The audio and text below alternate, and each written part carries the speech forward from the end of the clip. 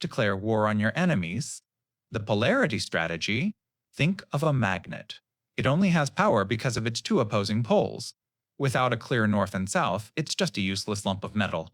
This is the essence of polarity, and it's a fundamental law not just of physics, but of power. You cannot build momentum, you cannot attract allies, and you cannot win if you refuse to define your opposition. The most dangerous place you can live is in the middle. This is the gray swamp of ambiguity, where you try to please everyone and end up inspiring no one. You soften your opinions, you avoid conflict, and you hedge your bets, hoping to stay safe. But in war and in life, the middle of the road is where you get run over. Indecision is a slow death. It bleeds your energy, confuses your supporters, and makes you an easy target for those who have no problem drawing a line in the sand. The polarity strategy is your weapon against this weakness. It demands that you identify the forces, the ideas, and the people who stand in direct opposition to your goals. This isn't about creating petty drama, it's about achieving strategic clarity. You are a sculptor, and your identity is the masterpiece. To create it, you must chip away everything that is not the statue. Your enemies are the stone you carve against. Their opposition gives your own form, meaning, definition, and strength. When you draw a sharp line between us and them, something powerful happens. You force the undecided to choose a side. Your allies, who were once lukewarm, are now galvanized by a common cause. They see your conviction, and it becomes their own. This clear division creates an electrifying current of purpose. Every action is now charged with meaning. You're no longer just working, you're fighting for something against something else. So, look at the landscape of your life. Who is your opposition? What idea must be defeated for yours to succeed? Don't fear the tension. Embrace it. Your enemies are a gift. They provide the resistance needed for growth and the contrast needed for a brilliant identity. Stop trying to be a bland, featureless stone. Pick up the chisel. Declare your war, create your poles, and let the sparks fly. That is where your true power is forged. Do not fight the last war, the guerrilla war of the mind strategy. This is the subtle poison of success.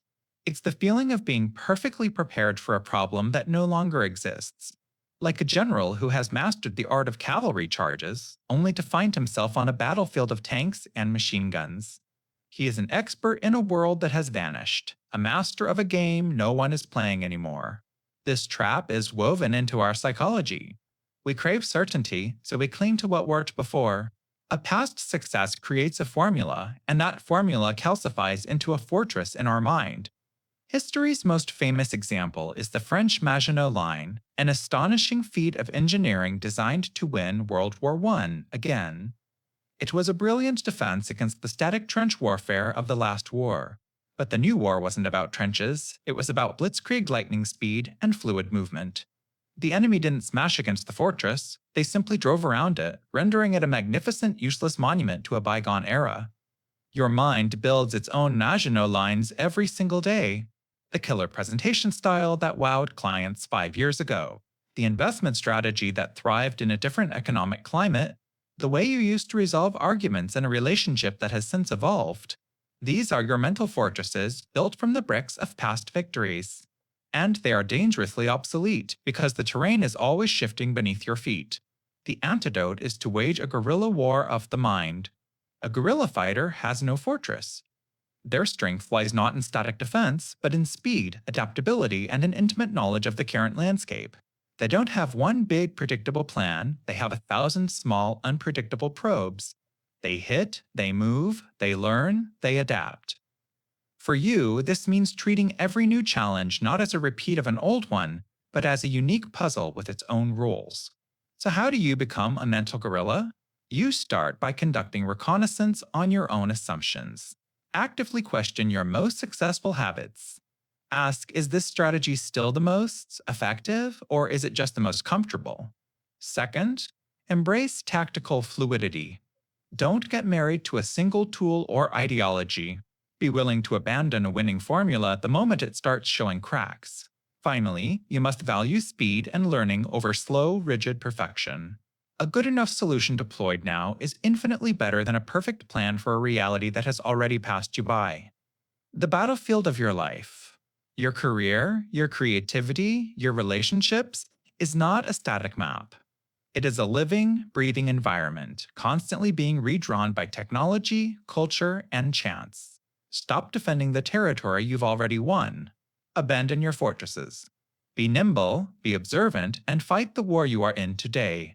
Amidst the turmoil of events, do not lose your presence of mind. The counterbalance strategy. It is the art of maintaining your mind's internal equilibrium when the external world is trying to tear it apart. Imagine a ship's captain in a raging hurricane. While the crew scrambles in panic, the captain remains focused, their hands steady on the wheel, their eyes reading the pattern of the next colossal wave. That is presence of mind. But for most of us, when crisis strikes, a sudden betrayal, a market crash, an unexpected attack, our brain's ancient survival hardware kicks into overdrive. Adrenaline and cortisol flood your system. Your rational, thinking mind goes offline, hijacked by the primal need to fight or flee. In that moment, you are no longer a strategist. You are a passenger in a runaway vehicle of pure reaction.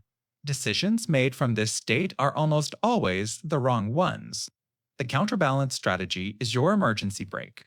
It's the conscious cultivation of an internal force to oppose the external chaos. Think of a tightrope walker caught in a gust of wind.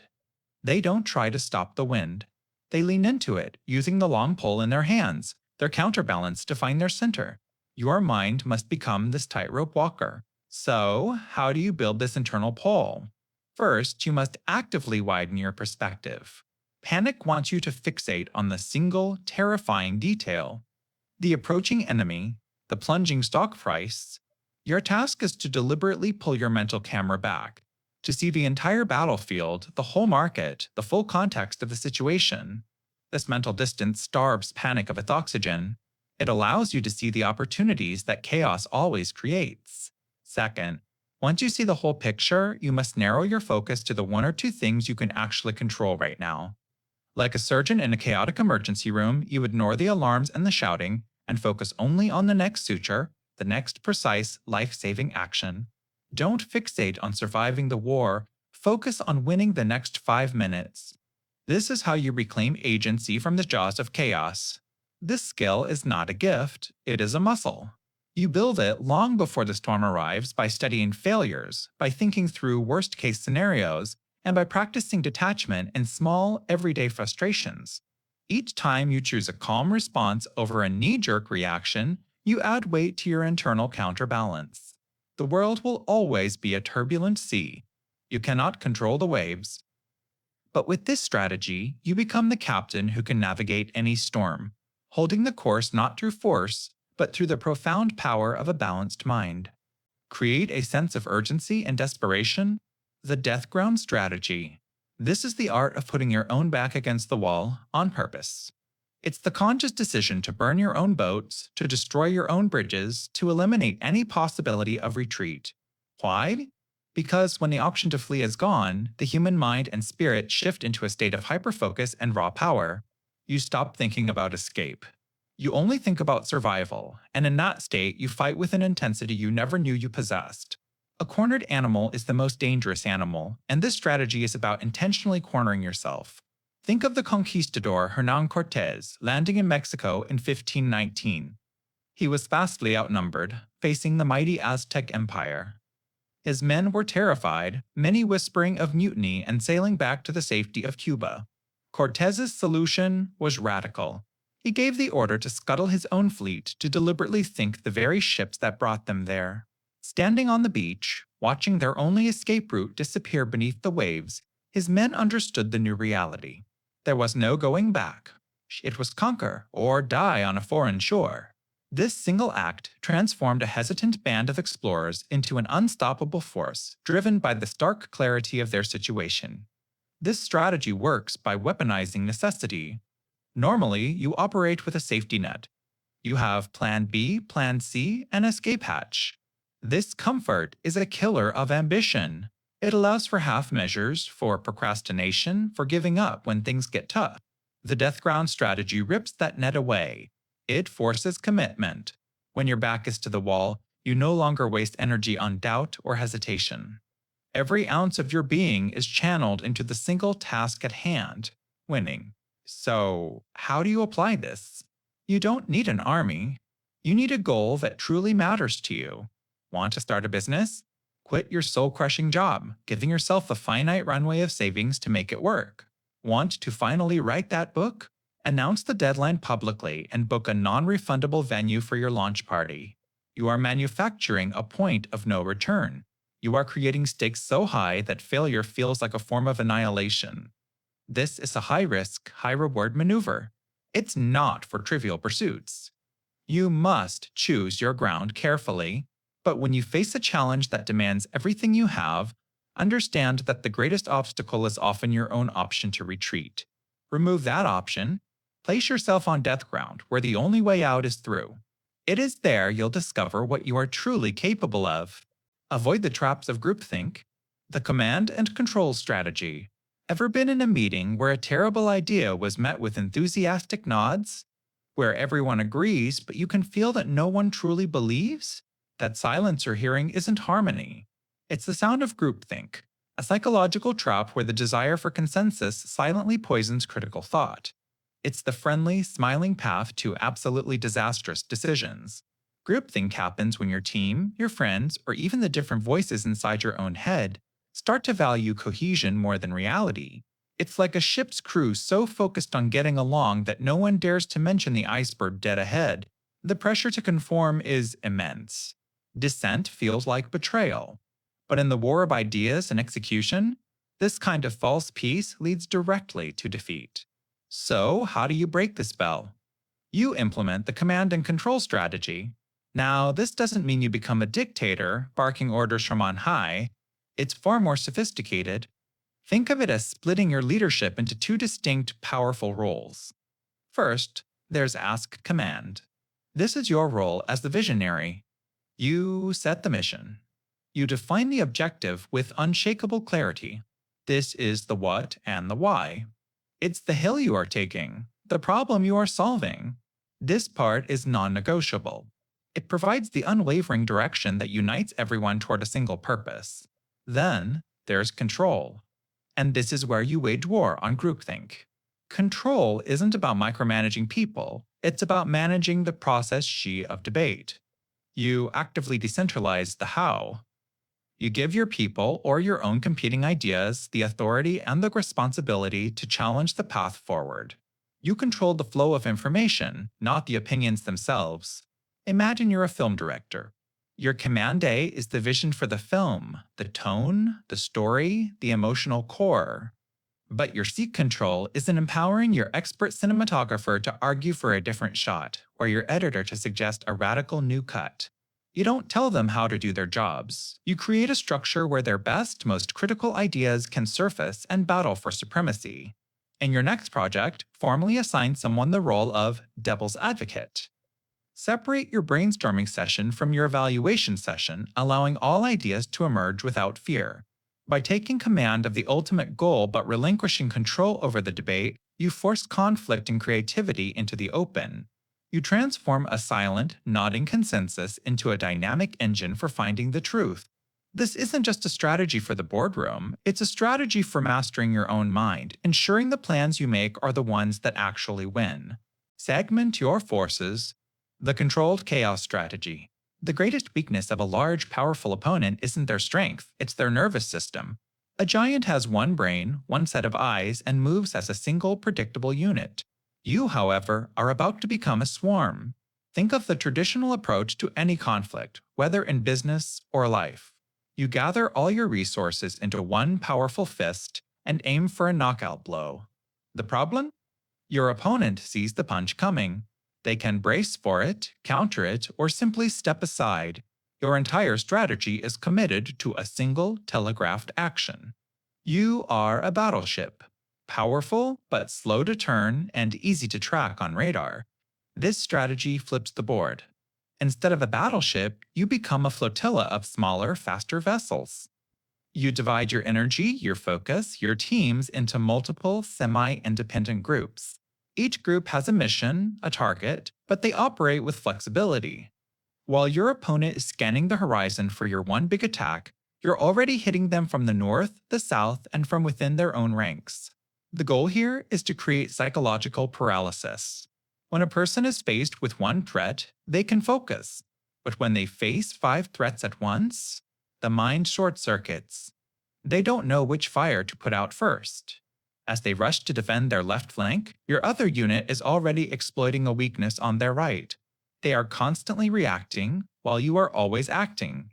You dictate the tempo. You own the map. This isn't just mindless chaos, that's the critical part. It's controlled chaos. You are the central intelligence, the queen bee guiding the swarm. Your smaller forces communicate, they adapt, but they all serve one unified vision, the ultimate checkmate.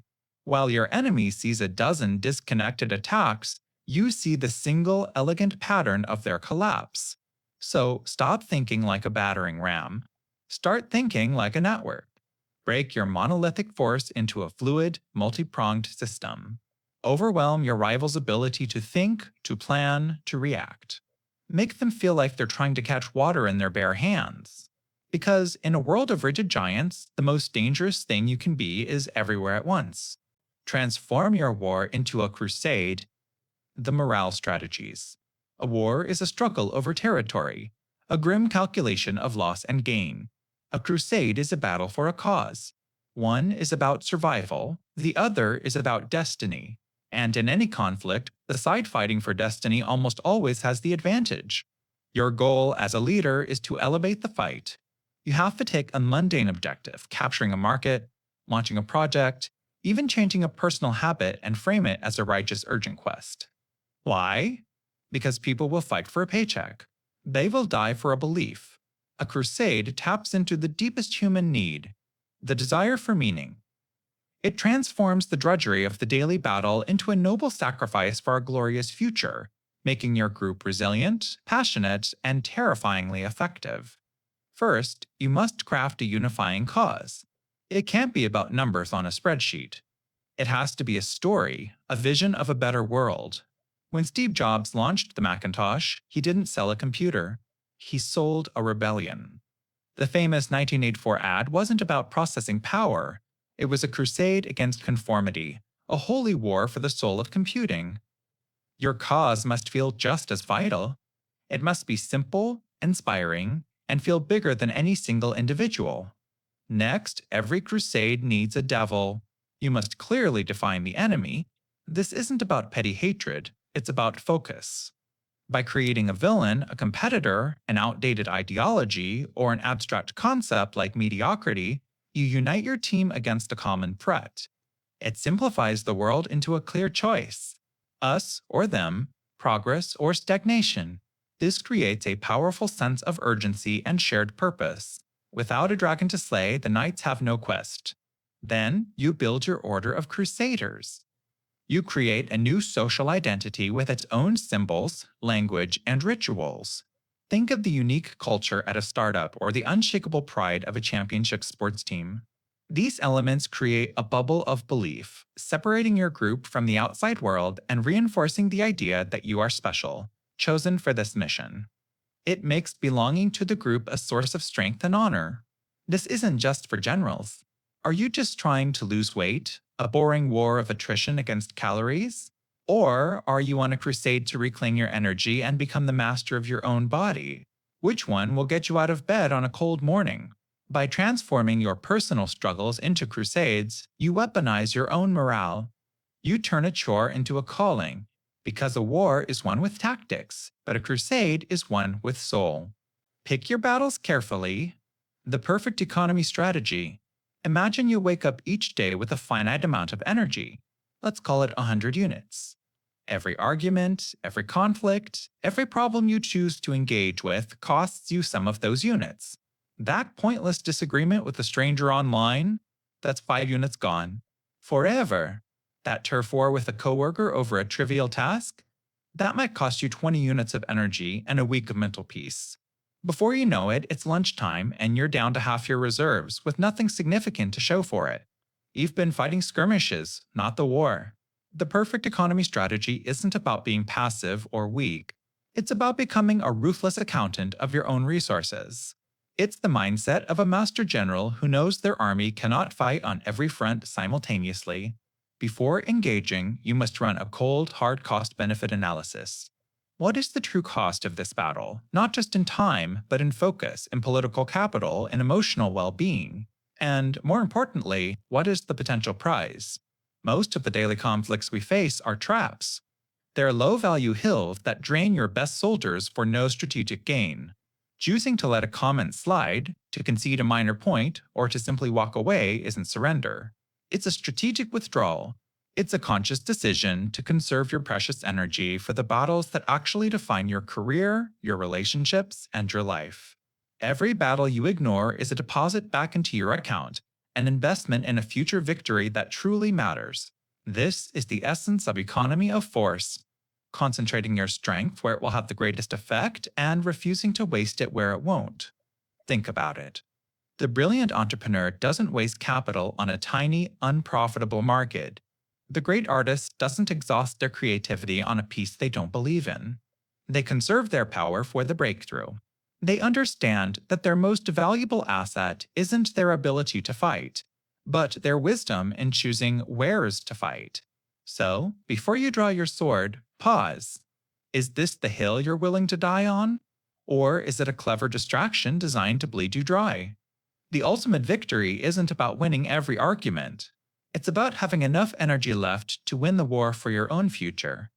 Turn the tables. The counter-attack strategy. Imagine a master chess player, seemingly on the defensive, sacrificing a pawn, then a knight.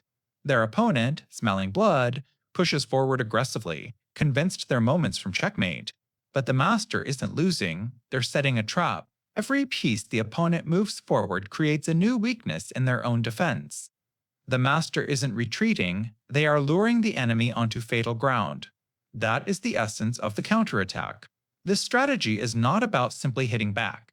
It's about turning your opponent's strength and momentum against them. It's a profound act of psychological warfare. Your initial patience, your calculated retreat, is not a sign of weakness. It's a weapon. You let your opponent believe they have the upper hand. You bait their ego, encouraging them to overextend, to become reckless. As they pour their energy into their assault, they become blind to the trap closing around them. While they are busy attacking, you are doing something far more powerful. You are observing. You are not just absorbing the blows, you are studying the attacker. You're learning their rhythm, their habits, their predictable patterns. You're looking for the single critical moment of imbalance, the instant they are most committed to their attack and therefore most vulnerable. The counterattack is not launched when you are ready, it is launched when they are exposed. It is a sudden, dramatic pivot from defense to a devastatingly efficient offense. Your strike isn't a frantic flurry of retaliation. It is a single, precise, and overwhelming blow aimed directly at the weakness they so carelessly revealed. You see this everywhere.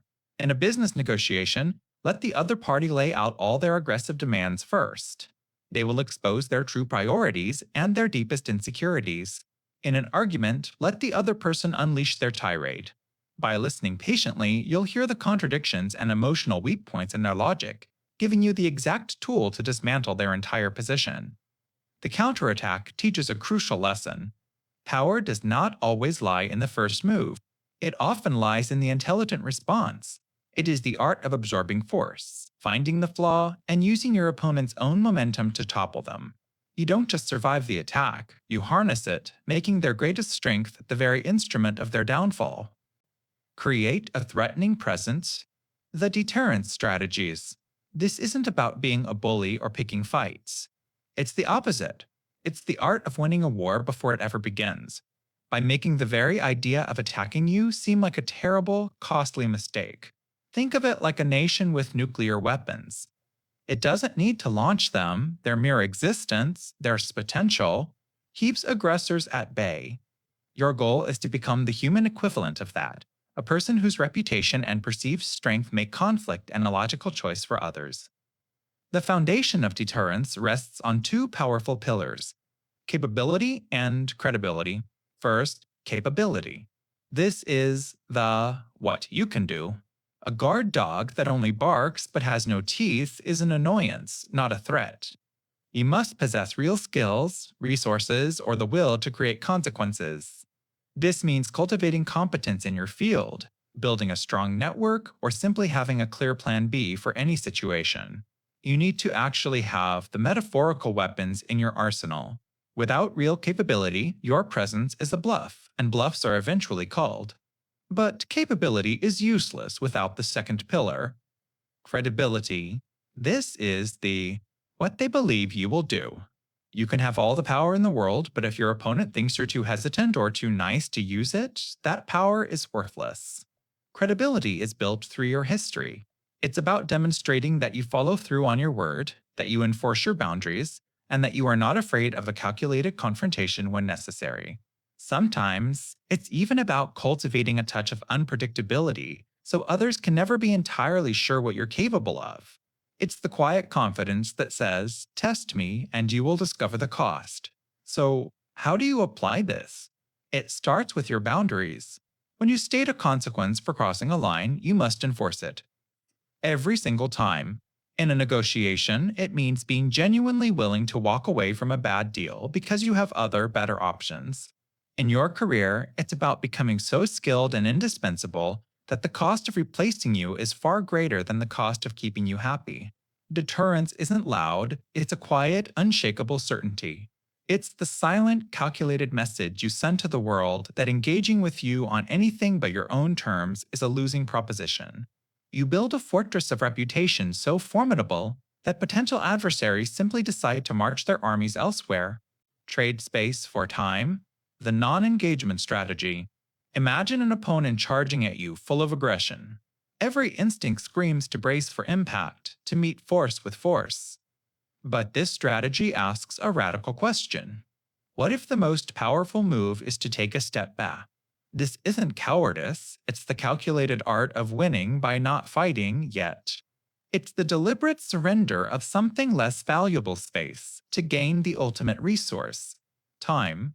Think of it like a master boxer. They don't always stand in the center of the ring trading blow for blow. Sometimes they lean back on the ropes, absorbing lesser hits, letting their opponent punch themselves out.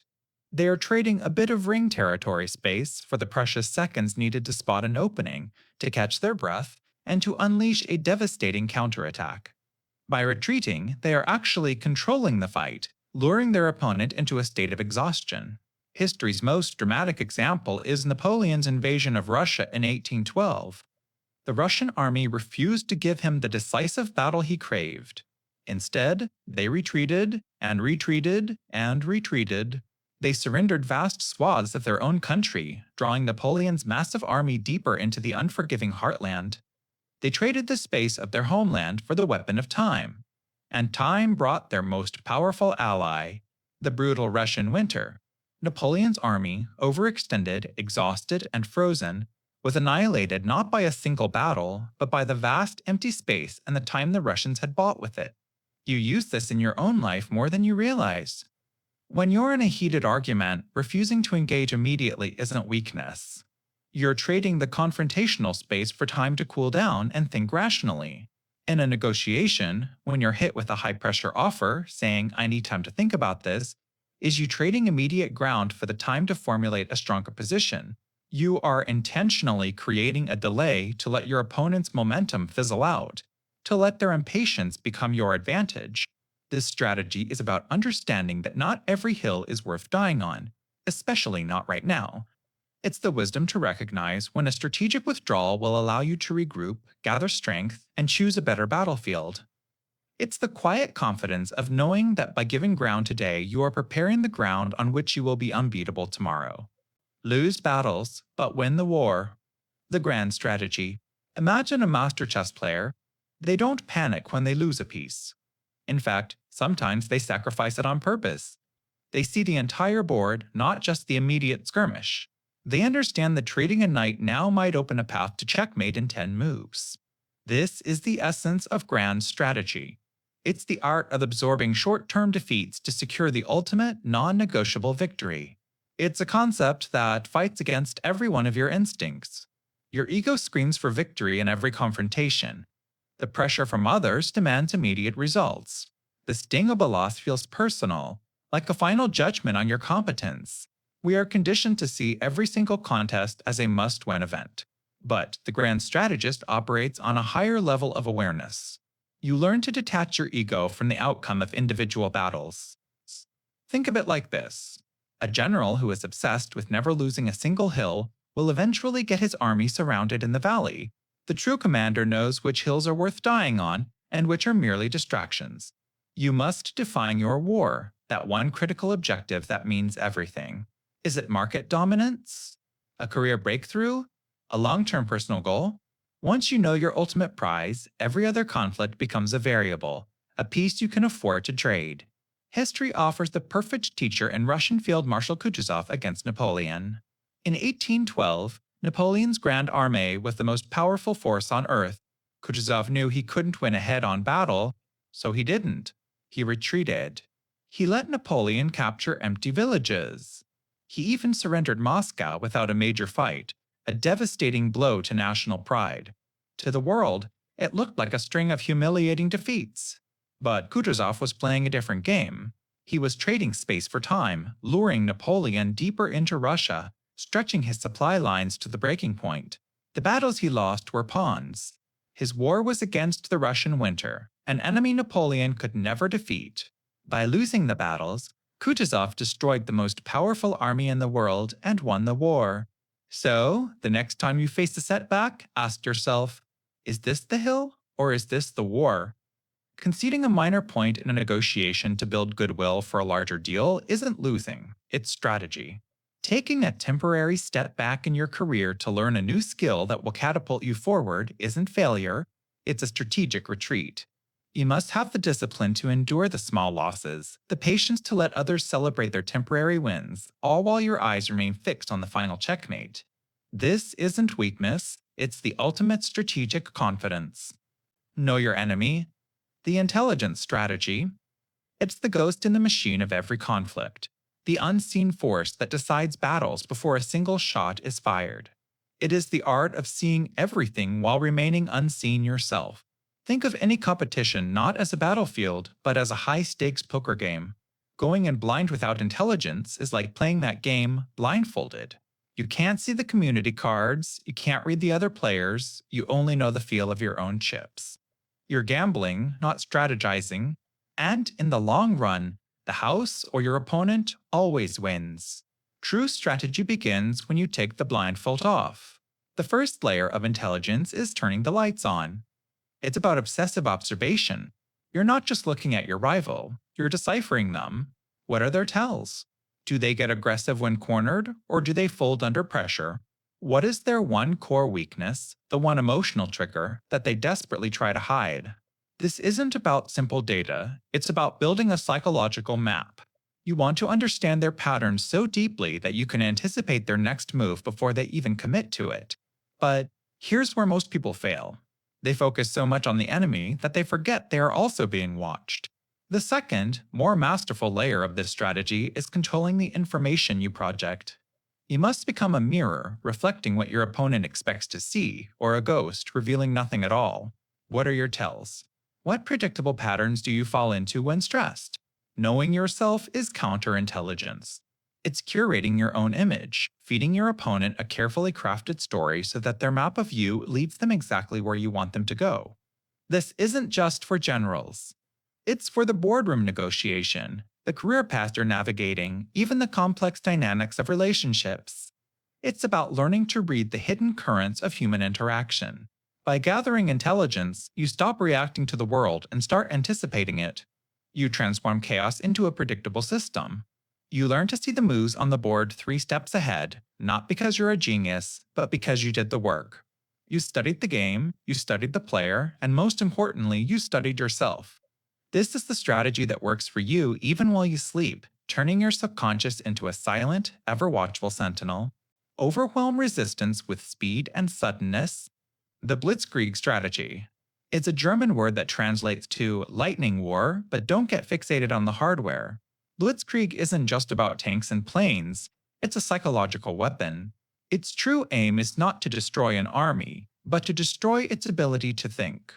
It's about creating a storm of chaos so sudden and so violent that your opponent's mind simply shuts down. For centuries, warfare was like a grim game of chess. Two sides, lined up, pushing against each other, a slow grind of attrition. The blitzkrieg strategy flips the board over. It ignores the strong, fortified front lines, the enemy's powerful chess pieces, and instead, it finds a single, undefended square. Then, it pours all of its force through that one tiny gap. Think of an enemy army not as a single beast, but as a body. It has muscles, the infantry. But more importantly, it has a nervous system. Its lines of communication, its command centers, its supply routes. This is the real target. The blitzkrieg uses a concentrated spearhead, a rapier of armored force, to bypass the muscles and sever the spinal cord. It doesn't fight the army, it paralyzes it. While the spearhead plunges deep into the rear, causing panic and confusion, the rest of your forces move in to encircle and dismantle the now headless, helpless body. The soldiers on the front line might be strong, but they are now cut off, confused, and receiving contradictory orders if they receive any at all. Their will to fight evaporates. You can apply this to any conflict in your life. When you face a monumental task, a competitive market, or a stubborn personal habit, don't engage it head-on in a war of attrition. You'll burn yourself out. Instead, find the single point of leverage, the enemy's nervous system. For a business competitor, it might be their slow customer service. For your own procrastination, it might be the 10-minute window before you check your phone in the morning. Identify that critical vulnerability. Then, instead of a slow, gradual effort, concentrate all your energy into a single, sudden, overwhelming push on that one point.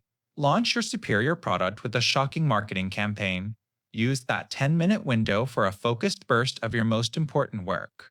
The goal is to create a cascade of psychological momentum. You're not just winning a battle, you are shattering your opponents or your own sense of control, making further resistance feel futile. You overwhelm not their strength, but their mind. Control the dynamic. The forcing strategies. In any situation, you are one of two things: a thermometer or a thermostat. A thermometer simply reflects the temperature of the room. It's passive, a reactor. But a thermostat? A thermostat sets the temperature. It dictates the environment. The forcing strategy is about consciously deciding to be the thermostat. Most people move through life as thermometers, constantly reacting to the pressure, the drama, and the moves of others. They are on the defensive, always a step behind, playing a game whose rules they didn't write. To control the dynamic is to flip the script entirely. You stop responding and start creating the events that others are forced to respond to. You dictate the pace. You force their hand. Think of it like a master chess player. They don't just counter their opponent's last move. They make a move so compelling, so threatening, that it forces a predictable response. Then another, and another. They aren't just playing the board, they are playing 5 moves into the future, shaping the battlefield with every piece they touch. This is psychological warfare at its finest. By setting the pace and creating problems for your opponent to solve, you overwhelm their mental resources. They become so busy putting out the small fires you've started that they never have the time or clarity to build their own. They can't think strategically because you are forcing them to think tactically, moment to moment. In business, this is the innovator who releases a product that makes everyone else's obsolete. They don't compete on the old terms, they create an entirely new game and force the entire industry to play it. In a negotiation, it's the person who frames the conversation from the start, setting the agenda and the opening offer, making the other side negotiate on their turf, by their rules. So, how do you become the one who forces the action? You apply pressure that is both constant and varied. You increase the tempo, making decisions and moves faster than your rival can comfortably process. You attack from multiple unexpected angles, creating dilemmas where any choice they make ultimately benefits you. You make them feel like they are constantly one step behind, always running to catch up. Don't just play the game, become the architect of it. Stop letting others set the temperature of your world. Seize the initiative, control the tempo, and force the action. Make them react to you, and you will control not only their next move, but the final outcome. Hit them where it hurts. The center of gravity strategy. Imagine an ancient stone archway. You could hammer away at its sides for days, exhausting yourself and barely leaving a scratch. Or you could find the one single stone at the very top, the keystone. Tap it out, and the entire structure crumbles into dust. That is the center of gravity. In any conflict, whether on a battlefield or in a boardroom, your opponent has a keystone. It's the source of their power, their cohesion, their will to fight. It's rarely the biggest or most obvious target. A center of gravity isn't always an army or a headquarters. It can be a charismatic leader, a critical supply line, a unique technology, or something as intangible as public morale. It's the one thing that, if you neutralize it, causes a cascading failure throughout their entire system. The trick isn't to fight harder, it's to see clearer. You must look past the swarm of soldiers to find the queen bee. Consider the Vietnam War. During the Tet Offensive, North Vietnam launched a massive surprise attack. Militarily, it was a disaster for them. They lost tens of thousands of soldiers. But they weren't attacking the American Army's physical center of gravity. They were attacking America's psychological center of gravity, the belief back home that the war was winnable. The shocking images on television shattered public support. Militarily, America won the battle, but by striking the true center of gravity, the will of the American people, North Vietnam ultimately won the war. They didn't break the army, they broke its support system. So, how do you apply this? Look at your own challenges. A business competitor isn't just a company. Their center of gravity might be their star salesman, their proprietary software, or their exclusive contract with a key supplier. When you're trying to break a bad habit, don't just fight the craving. Find its center of gravity. Is it stress? Boredom? Specific time of day? Neutralize that trigger, and the habit loses its power. This strategy forces you to stop wasting energy on superficial battles and focus your entire strength on the one point that truly matters. The goal isn't to win every skirmish, it's to win the decisive one. Don't just attack the fortress wall, find the keystone. Don't just fight the symptoms, target the source. Identify that single critical point of failure, apply precise pressure, and watch the entire edifice of your opponent's strength collapse on its own. Defeat them in detail. The divide and conquer strategy. Imagine facing a single massive wave, a wall of water ready to crash down on you. It's terrifying, overwhelming. Now, imagine that same volume of water broken into 100 smaller, manageable ripples. That's the essence of this power. It's the art of refusing to fight the monster and instead choosing to dismantle it piece by piece. This was the genius of Napoleon Bonaparte. When he faced a vast, unified Austrian army, he didn't meet them head-on in one cataclysmic battle. He was smarter. He used speed and maneuver to isolate their divisions, to find one corps before the next could arrive to reinforce it. He created a series of small, winnable battles against confused and separated opponents.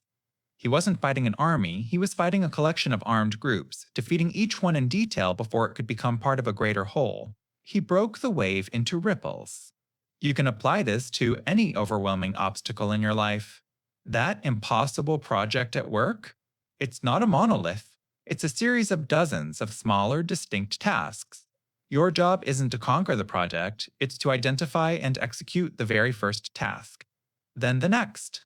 You're not building a cathedral all at once. You're laying one brick perfectly.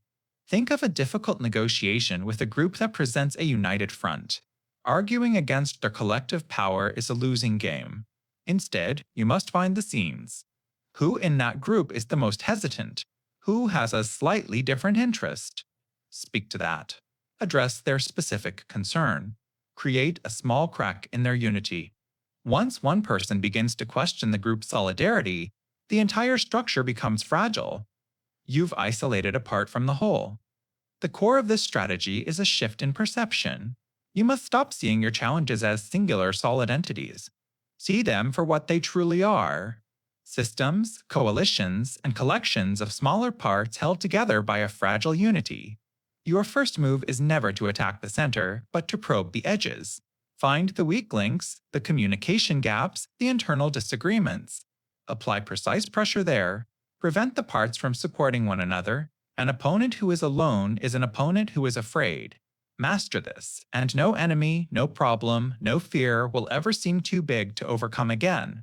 You won't see giants, you'll only see a collection of parts, waiting to be disassembled. Expose and attack your opponent's soft flank. The turning strategy. Imagine a medieval fortress. The gate is thick oak, reinforced with iron. The walls are high, lined with archers. Attacking it head-on is suicide. But around the back, beyond the cliffs, is a small, unguarded sewer grate. That is the soft flank. This strategy isn't about matching strength with strength. It's about making your opponent's strength completely irrelevant. In any competition, your rival pours all their energy into reinforcing their front. It's their reputation, their most practiced skill, their most famous product. They expect you to attack them there. They want you to, because on that ground they are confident they can win. The turning strategy demands that you refuse this invitation. You must consciously suppress the instinct to fight on their terms and, instead, develop a panoramic vision. You have to see the whole map, not just the point of direct conflict. The master of this was Napoleon. His enemies would arrange their armies in a powerful defensive line, ready for a glorious head-on battle. But Napoleon would rarely show up where he was expected. He'd march his men through the night, through difficult terrain, to appear suddenly on his enemy's flank, or, even better, in their rear. He wasn't just attacking their soldiers, he was attacking their line of supply, their path of retreat, their entire sense of security. The enemy army would be forced to turn and fight in confusion, their carefully prepared plans now useless. The battle was often won before the first shot was even fired. You can use this in your own life. In an argument, don't attack your opponent's most passionate, well-rehearsed point. Instead, find the unstated assumption their entire argument rests on. That's the flank. Question that, and the whole structure collapses. In your career, don't try to outperform the office superstar at their own game. Instead, identify a neglected problem or an emerging need within the company that no one else sees. Solve it. You will have outflanked them by creating a new, unique source of value. This strategy is the ultimate application of intelligence over brute force. It's about conserving your energy for a single, decisive blow against a point of critical weakness. Stop thinking about how to break down the wall. Start looking for the open door they've forgotten to lock. Envelop the enemy. The annihilation strategy. This isn't just about winning a fight, it's about ensuring a fight can never happen again. Imagine a boa constrictor. It doesn't kill with venom or claws. It applies pressure, a slow, methodical squeeze from all sides. The first coil is a surprise. The second cuts off a path of retreat. By the third, panic sets in. The victim is trapped, its own strength rendered useless, until the final, inevitable crush. That is the essence of envelopment. Historically, this is the masterstroke of generals like Hannibal at the Battle of Cannae. He faced a much larger Roman army and invited them to attack his center. As the Romans pushed forward, confident in their power, Hannibal's flanks, which he had held back, swung around like two giant arms, completely surrounding the legionaries. He turned their greatest asset, their sheer numbers, into their fatal weakness. They were so tightly packed they couldn't even lift their arms to fight. They were annihilated not by a head-on clash, but by superior positioning. The psychological impact is the strategy's true weapon. When you realize every escape route is blocked, that help isn't coming, and that the pressure is only increasing, your will to fight evaporates. Hope dies before the body does. This is the goal of envelopment, to break your opponent's spirit by making their situation feel utterly hopeless. So, how do you use this? In a business negotiation, you don't just attack their price. You flank them by highlighting your superior service, showcasing glowing testimonials, and pointing out the hidden costs in their proposal. You envelop their entire value proposition until your offer is the only logical choice. In a debate, you don't just refute their main claim. You dismantle their supporting evidence, question their underlying assumptions, and expose the inconsistencies in their logic.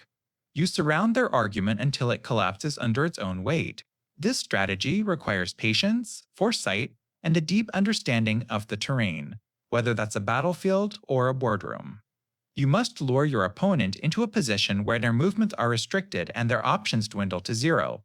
It's not about being stronger, it's about being smarter. You don't meet force with force. You guide their force into a trap of your own design, and then you simply squeeze. Maneuver them into weakness.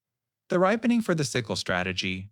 Imagine a farmer in an orchard looking at a branch of hard green apples.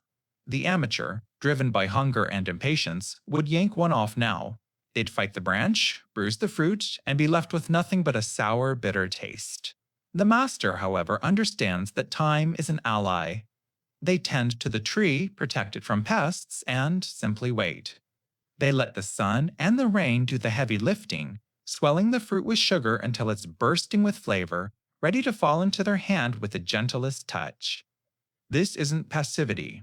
It's the art of letting your opponent defeat themselves. In any conflict, your gut screams for immediate action. To meet force with overwhelming force. This strategy whispers for you to do the opposite. You don't storm the fortress, you patiently divert the river that supplies its well. You don't attack your rival's strengths. You maneuver them into a position where their strengths become irrelevant or even a liability. Think of it in a negotiation. You let the other side talk, and talk, and talk. You let them overcommit, make grand promises to their own bosses, and box themselves into a corner. Their own eagerness becomes the cage. You aren't fighting their arguments, you're letting their own momentum carry them off a cliff. The goal isn't to break them, it's to let them become so brittle that they break themselves. So, how do you cultivate this weakness? It begins with mastering your own impatience, the most human and destructive of all battlefield emotions. You must become a supreme observer watching for the subtle tells. You then apply pressure, not like a battering ram, but like a rising tide. It's a quiet campaign. Let your competitor win the flashy, expensive contract that you know will drain their cash and overstretch the best people. Encourage their vanity. Feed their paranoia. Create dilemmas where every choice they make costs them something valuable. You aren't attacking them directly, you're manipulating their environment, making the path to self-destruction the most appealing route. You wait for the signs. Exhaustion, public missteps, internal blame. That's the reddening of the fruit. And when that moment of perfect vulnerability arrives, the final move. The sickle is not a chaotic, desperate struggle. It's a swift, precise, and almost silent action. It's the final, simple request they can no longer refuse. The one decisive move that topples their entire, hollowed-out structure. To outsiders, your victory will look sudden, even lucky. But you will know that the war was won in the quiet weeks of waiting. You didn't just outfight your opponent, you made time your co-conspirator. This is a strategy that works for you even in your sleep, as the forces of entropy and your enemy's own nature do the work for you, preparing the inevitable harvest.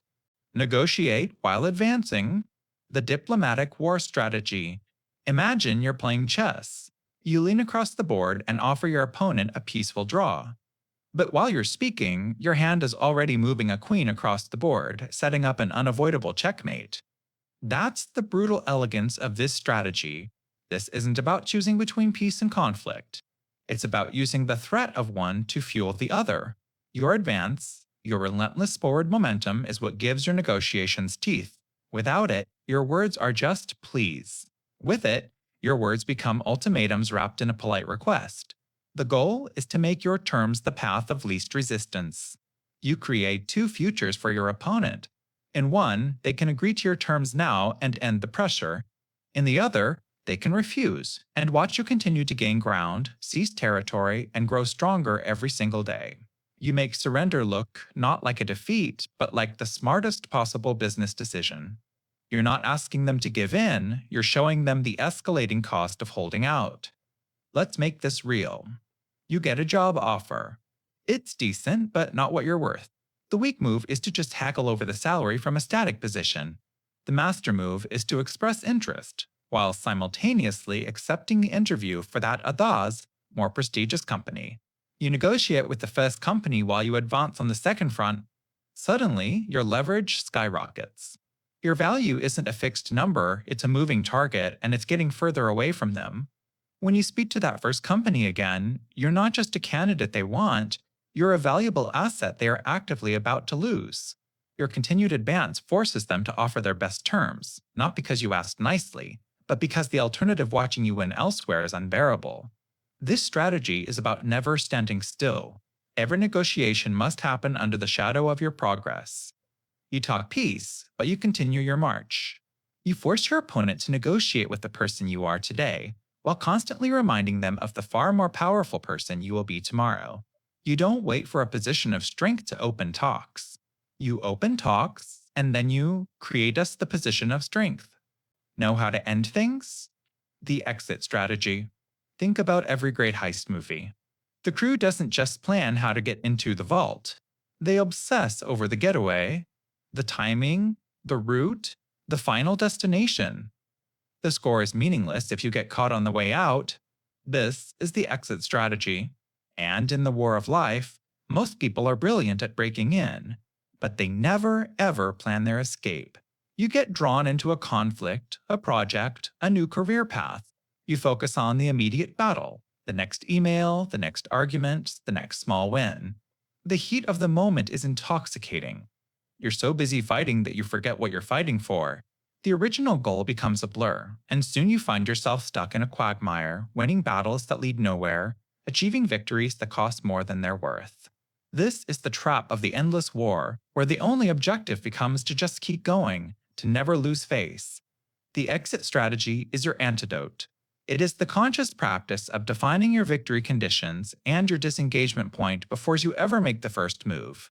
It forces you to answer the critical questions. What does the absolute end of this look like? How will I know with total certainty when I've won? What is my final destination, and what is the clean, decisive path to get there? This isn't about quitting or pessimism. It's about concluding.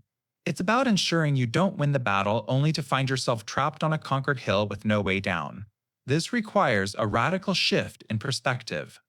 You must learn to detach from the ego and emotion of the immediate struggle and see the entire campaign from a God's eye view. Your goal isn't just to push forward, it's to arrive at a specific, predetermined outcome. Without this clarity, you're just reacting to your opponent's moves. With it, you are conducting the entire symphony. You're not a brawler in a chaotic melee, you're a strategist executing a flawless operation from start to finish. So, look at the campaigns in your own life. That job you're trying to master, that ambitious project you're launching, even that difficult relationship you're navigating. What is your exit strategy? What does done truly look like? Don't just plan how to start the charge. Know precisely when and how you will call a halt, declare victory on your own terms, and walk away. Because true power isn't just found in the fight, it's found in the masterful, decisive, and deliberate end. Weave a seamless blend of fact and fiction. The misperception strategies. This isn't about telling a simple lie. It's about building a better reality, a reality so convincing your opponent chooses to believe it. Think of it not as deception, but as architecture. You are constructing a false front, but you're using real bricks to do it. A pure fabrication is brittle. It shatters under the slightest pressure. But a lie wrapped in layers of verifiable truth? That becomes almost indestructible. Your target's mind is not looking for a lie, it's looking for a coherent story. So give them one. When you present a narrative that is 90% fact data they can check, details that feel authentic, their brain automatically works to accept the remaining 10%. The truth acts as a Trojan horse, carrying your fiction undetected past their defenses. They become your ally in their own deception, because questioning the fiction would mean questioning all the facts they've already accepted as true. Consider one of history's greatest deceptions. Operation Mincemeat in World War II. The British needed the Nazis to believe the Allied invasion would hit Greece, not Sicily. They didn't just forge a document. They created a person. They took a corpse, gave him the identity of Major William Martin, and filled his pockets with the mundane artifacts of a real life. Love letters, theater ticket stubs, an overdue bill. These were the undeniable facts. Chained to his wrist was the fiction, a briefcase containing fake invasion plans.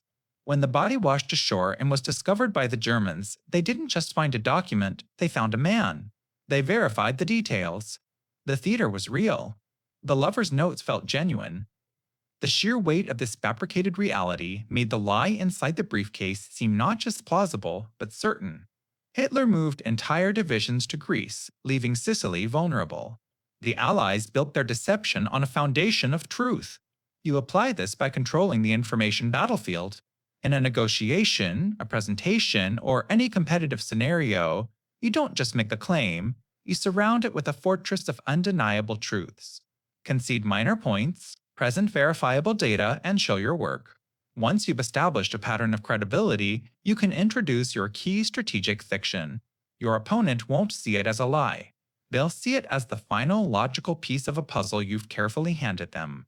You are not telling them what to think. You are giving them the pieces and letting them build the conclusion you designed from the start. Take the line of least expectation. The ordinary, extraordinary strategy. It's the art of being so obvious. You become invisible. In any conflict, your opponent is looking for a threat. Their mind is a scanner searching for the complex, the brilliant, the aggressive move. They're anticipating the feint, the ambush, the lightning-fast attack. They are fundamentally unprepared for the move that looks like nothing at all. This is the essence of the ordinary, extraordinary strategy. You weaponize the mundane. You cloak your most decisive action in an appearance of utter normalcy, making a move so simple and conventional that it flies completely under the radar. Think of it like this. If you're trying to sneak a file out of a high-security building, you could try hacking the system or scaling the walls. Or you could put on a janitor's uniform, pick up a mop, and walk right through the front door. The guards are looking for a spy. They aren't looking for the janitor. Your brain, and your opponent's brain, is wired to filter out the background noise of everyday life. By making your move part of that background noise, you bypass their entire defense system. Your action becomes so ordinary, their perception literally edits it out as unimportant. This isn't about being boring or conventional. It's about a profound deception. You appear to be doing something routine, predictable, and harmless. It could be filing standard paperwork, making a courtesy phone call, or arranging a seemingly pointless meeting. But hidden inside that Trojan horse of normalcy is your real, strategic objective.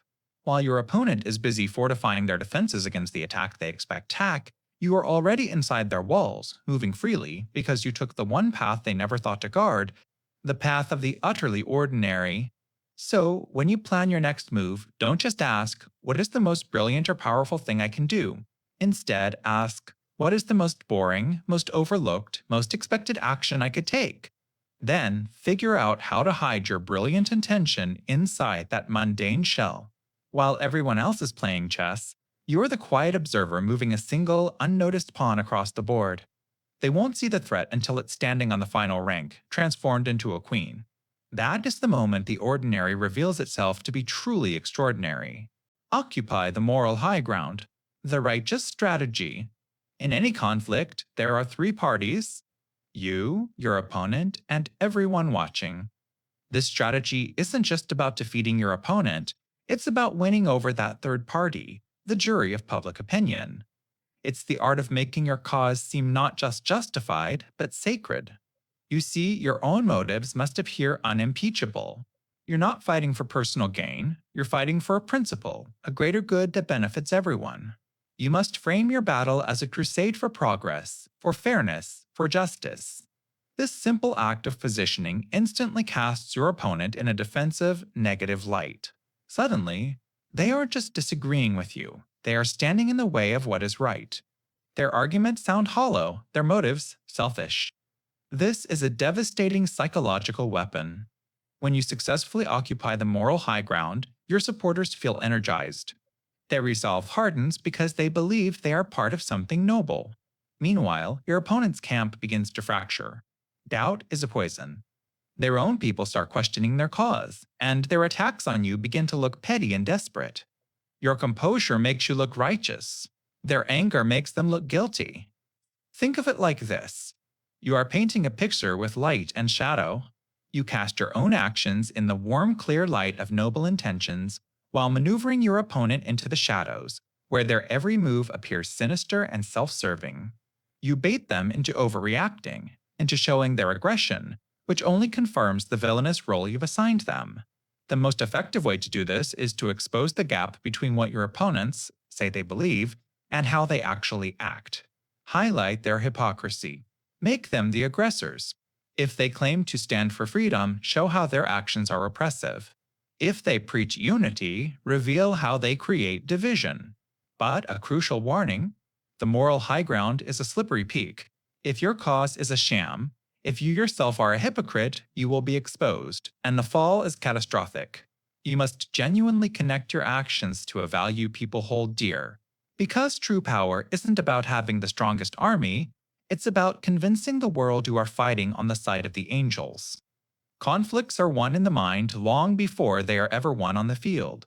Deny them targets. The strategy of the void. This isn't about being invisible, it's about being indefinable.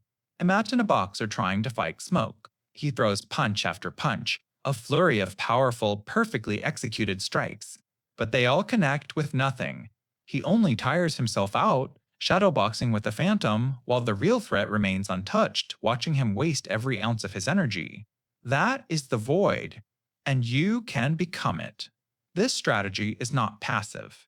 It's a dynamic state of formlessness. Your opponents, your rivals, even your own self-doubt, they all need a fixed point to attack. They need a predictable pattern, a clear routine, a stated goal they can undermine. The strategy of the void is the art of erasing those fixed points. You become a moving target that is never where they aim.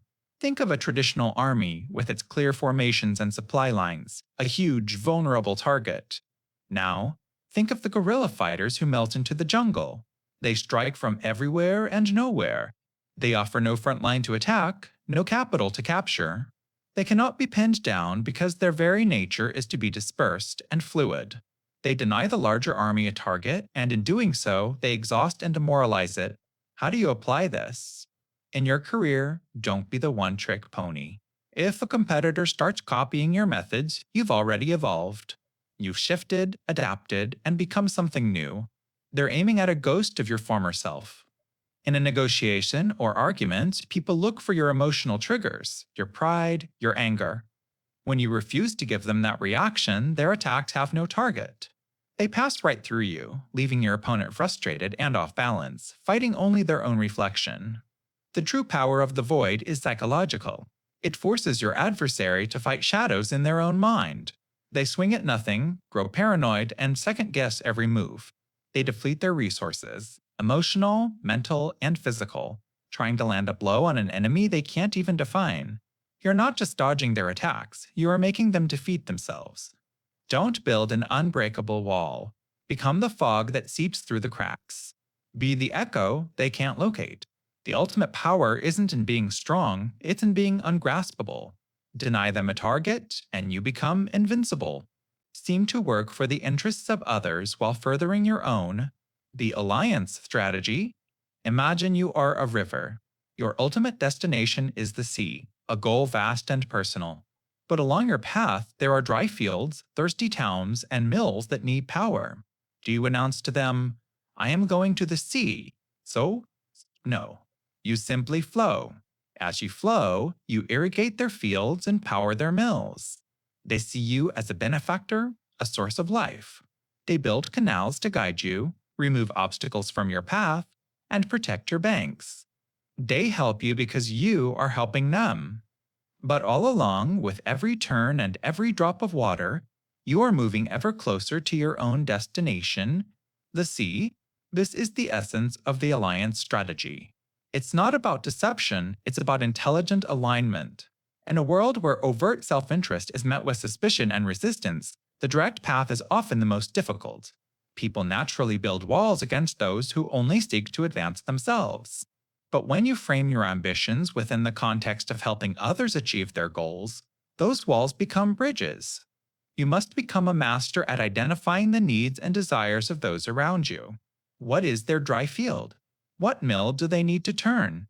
When you offer to provide the water, your own agenda becomes the invisible current running just beneath the surface. Think of a project you want to launch, an idea you want to push. Instead of broadcasting your personal gain, the promotion, the recognition focus entirely on how it benefits your team, your boss, your organization, show them how your river will make their world greener. Present your plan as a solution to their problems. As you work to solve their issues, you will subtly embed the components necessary for your own success. You build a coalition not by demanding loyalty, but by creating mutual dependency. They will clear the path for you because your journey forward is now inextricably linked with their own prosperity. You become the helpful ally, the indispensable partner. The master strategist doesn't brute force their way to the ocean. They flow, they nourish, they become so valuable to others that the world conspires to help them reach their goal.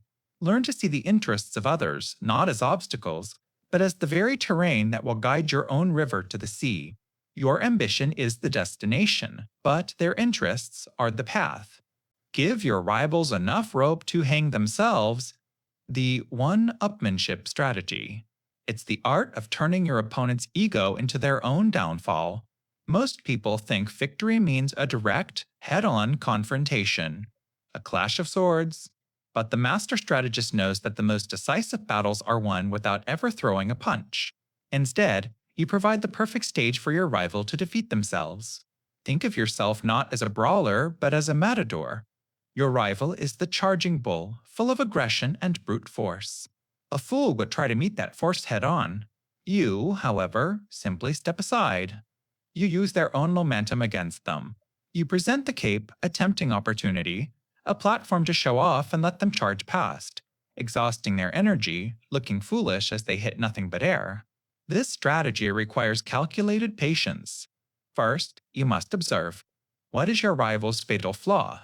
Are they arrogant, always needing to be the smartest person in the room?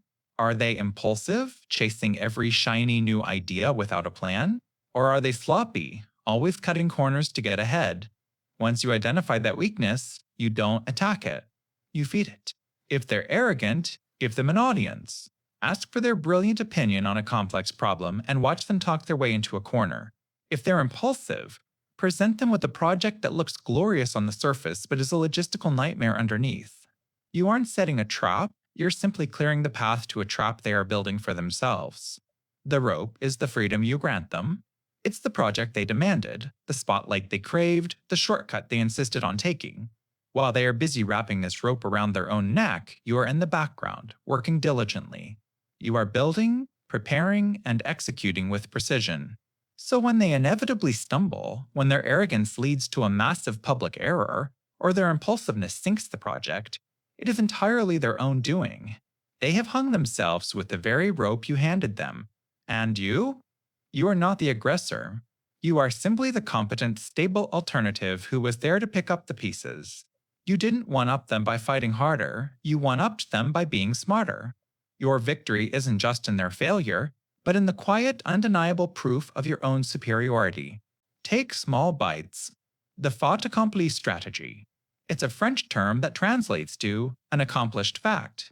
The core idea is simple, yet devastatingly effective. Don't ask for permission to take the castle. Instead, move one stone, then another, until you've built your own fortress right in their backyard. By the time they notice, it's already there. It's a fact. Think of it this way. You and a roommate share a living room.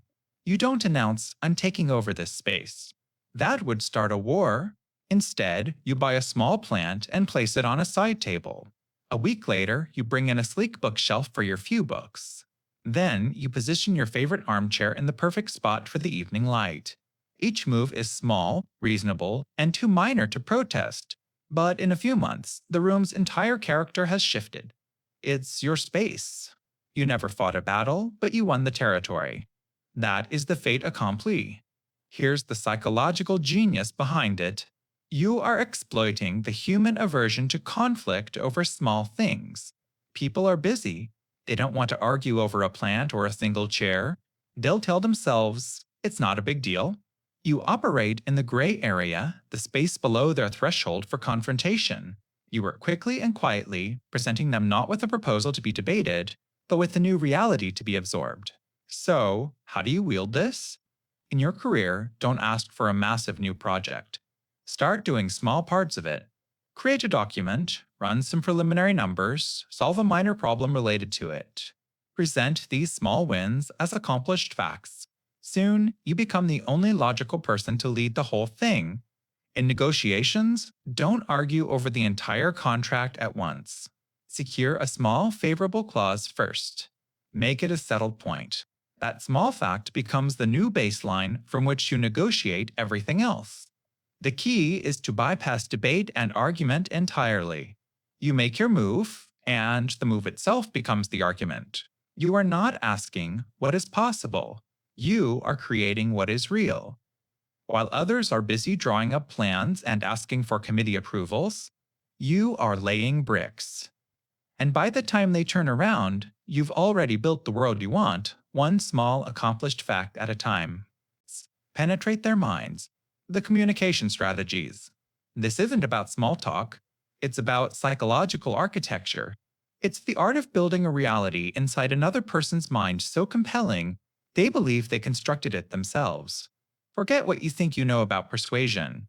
This is a deeper, more fundamental warfare of perception. Every conversation is a battlefield, and your first maneuver is to control the terrain. This is the power of framing. Think of any picture. The frame tells you what's important and what gets left out. Before you even state your case, you must build the frame for the conversation. Are you the expert offering wisdom? The concerned friend offering support? The impartial mediator? By establishing the emotional and intellectual context first, you define the rules of engagement. You make them see the world through your lens before you've even presented a single fact. Don't argue the points, argue the frame in which the points are viewed. Control the frame, and you control the outcome. Next, you must master the art of calculated ambiguity. The most powerful commands are not spoken, they are inferred. Instead of pushing your idea with the brute force of logic, you plant seeds. You offer a statement that is just vague enough to force their mind to fill in the gaps. And what will they fill them with? Their own biases, their own hopes, their own conclusions. They will unknowingly create the perfect argument for you inside their own head. You're not convincing them, you're creating the conditions for them to convince themselves. It's the difference between handing someone a map and leaving a trail of breadcrumbs that leads exactly where you want them to go. One feels like a command, the other feels like a discovery. Finally, stop seeing disagreement as a wall to be smashed and start seeing it as a force to be redirected. When someone presents a strong opinion, don't meet it head on. Become a mirror. Reflect their own words and emotions back at them. So what you're saying is, or it sounds like you feel incredibly passionate about this because this does two things. It disarms them by making them feel heard, and it gives you a critical moment to analyze their position. Once you understand their energy, you can refract it. You subtly bend their logic or pivot their emotion towards a conclusion that serves your purpose. It's conversational judo, using their momentum to guide them exactly where you need them to be. These strategies transform communication from a simple exchange of information into a powerful tool of influence. The ultimate victory on this battlefield isn't being the loudest voice in the room. It's being the quiet whisper that shapes the thoughts of everyone else. Joy from within. The inner front strategy. Why lay siege to a fortress from the outside when you can convince the guards to open the gates for you? This isn't about battering rams and catapults. This is about psychological corrosion. It's the art of turning an enemy's greatest strength, their own mind, their own people, into the very instrument of their defeat. Think of any opponent, whether it's a rival company, a competitor, or even an abstract obstacle. They have an outer front, their resources, their public image, their stated positions. But they also have an inner front, the morale of their team, the doubts of their leader, the hidden fractures in their alliances. This inner front is invisible, and it is infinitely more vulnerable. The inner front strategist doesn't attack the castle walls. They poison the well inside. How is it done? Not with force, but with finesse. You apply pressure in just the right places to amplify existing tensions. You introduce ideas that seem plausible, even helpful, but are designed to sow doubt and division. It's like an autoimmune disease of strategy. You trick the system into attacking itself. A whispered rumor that pits one partner against another. A question posed in a meeting that exposes a leader's insecurity. You don't create the cracks, you find them, and you gently wedge them open until the entire structure groans under its own weight. And here's where it becomes a tool for you. In a negotiation, instead of just battling over terms, you can appeal to the internal pressures the other side is facing from their superiors. In a competitive field, you can observe the morale of a rival team and understand their hidden weaknesses. You learn to see the discord beneath the surface of unity. But mastery of this strategy also requires a powerful defense. To protect your own inner front, you must be ruthlessly self-aware. You must know your own doubts, your team's anxieties, and the fault lines in your own thinking. Unity isn't the absence of disagreement, it's the strength to withstand it. By understanding your own vulnerabilities, you inoculate yourself against the whispers designed to exploit them, because the most formidable opponent isn't the one at your gates. It's the one you let inside your head. The strongest walls are not made of stone, but of conviction. And conviction is a fortress that must be guarded every single day. Dominate while seeming to submit, the passive aggression strategy. It's the compliment that stings, the forgotten task that derails a project, the "I'm fine" that freezes a room. This isn't just petty behavior. It's a sophisticated weapon of war, wielded by those who understand that direct confrontation is for fools who enjoy bloody noses. The true master of power never announces their attack. Think of it like political jujitsu. You don't meet force with force. Instead, you use your opponent's momentum, their expectations, and their aggression against them. You appear to yield, to agree, to submit. But this submission is a mask. It's a stage for a much deeper game. While they're busy celebrating their obvious victory, you are subtly guiding events to your desired outcome, laying the groundwork for their ultimate failure. You are the calm river carving a canyon through stone, not the loud, crashing wave that accomplishes nothing. Your weapons in this war are invisible. They are strategic incompetence, where you perform a task so poorly that you're never asked to do it again. They are calculated delays, pushing deadlines just enough to frustrate, but not enough to get you fired. It's the art of ambiguity, leaving your words open to interpretation so you can always claim you were misunderstood. And your greatest shield is plausible deniability. "I'm so sorry, it completely slipped my mind." You inflict damage while appearing utterly innocent, even helpful. The goal is to create a fog of confusion and frustration around your target. You make them feel like they're going crazy. They know they're being undermined, but they can't prove it. If they lash out, they look paranoid and unstable to everyone else. You, on the other hand, look like the calm, reasonable victim of their outburst. You are maneuvering them into a position where they defeat themselves, all while you maintain the moral high ground. Mastering this strategy means becoming a ghost in the machine. You exert immense influence without leaving fingerprints. You win the war not by fighting battles, but by making your opponent unwilling or unable to fight. You let them exhaust their energy punching at shadows, while you, the seemingly submissive one, are the one actually pulling the strings. You don't seize power, you let it flow to you by creating a vacuum that only you can fill. Sow uncertainty and panic through acts of terror. The chain reaction strategy. This isn't about brute force. It's about psychological leverage. It's the art of using a single, terrifying match to set an entire forest ablaze. The real weapon isn't the explosion, it's the echo that follows. This strategy recognizes a fundamental truth. A state of constant vague anxiety is far more corrosive to an enemy than a single, decisive defeat. You're not trying to win a battle on the field, you're trying to make your opponent forget how to live in their own homes. So, how does it work? Think of it less like a sledgehammer and more like a virus. The initial act is the injection. It's deliberately random, brutal, and shocking. It's not aimed at a military base, but at a soft target, a cafe, a market, a concert. This randomness is the key. It shatters the public's illusion of safety and makes everyone feel like a potential victim. This initial spark is then thrown onto the gasoline of modern media. News channels and social media feeds amplify the horror, broadcasting the fear to millions, ensuring the psychological impact is 1,000 times greater than the physical damage. This creates the first link in the chain, public panic. People become suspicious.